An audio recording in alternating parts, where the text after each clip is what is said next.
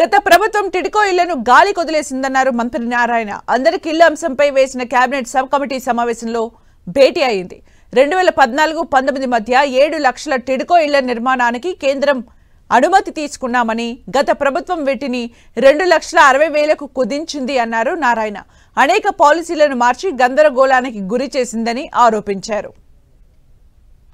2014-19లో 7 లక్షల houses TIDCO houses ని ఈ రాష్ట్రంలో పేదలు నిరుపేదలకు హై క్వాలిటీ హౌసెస్, అది షీర్వాల్ టెక్నాలజీతో ఎమ్యూనిటీస్, ఫుల్ ఎమ్యూనిటీస్ యాక్చువల్ గా చేసి దాదాపు 5 లక్షల హౌస్ అడ్మినిస్ట్రేటివ్ శాంక్షన్ తీసుకుని వాటిని గ్రౌండ్ చేస్తే గత ప్రభుత్వం వాటిని 2,61,000 కుదించింది.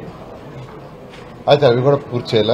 ఏదైతే 14-19లో చేసినో వాటిల్నే ఉంచి వాటిలో కూడా కట్టైలు చేయటం, రకరకాలుగా పాలసీలని మార్చి గందరగోళం చేసిన ప్రజల్ని ఈరోజు ఎవరికైతే 14-19లో హౌస్ అలాట్ చేసామో వాళ్ళు అనేక ఇబ్బందులు పడుతున్నారు. ఏదేమైనప్పటికీ ముఖ్యమంత్రి గారు ఒకటే చెప్పారు, గత ప్రభుత్వం ఎన్ని అవకతవకలు చేసినా పేద ప్రజలు ఇబ్బంది పడకూడదు, వాళ్ళందరికీ మనం అనుకునే ప్రకారం హౌసెస్ కంప్లీట్ చేయమని ఆదేశించారు. దాని మీద ఈరోజు టిడ్కో హౌసెస్ ఏదైతే ఉన్నాయో అవన్నీ కూడా రేపు జూన్ ఎండింగ్ లోపల అన్ని కంప్లీట్ అయ్యేటట్టుగా ఆ 2,61,000 దానికి అడుగులేస్తూ ముందుకు పోతాం. దాని మీద ఈరోజున్న సమస్యలు, అనేక సమస్యల్ని అధికారులు యాక్చువల్గా డిస్కస్ చేయడం జరిగింది. ఆ సమస్యలను అధిగమించి జూన్ కల్లా అన్ని హౌసెస్ ని వాళ్ళకి హ్యాండ్ ఓవర్ చేయడం.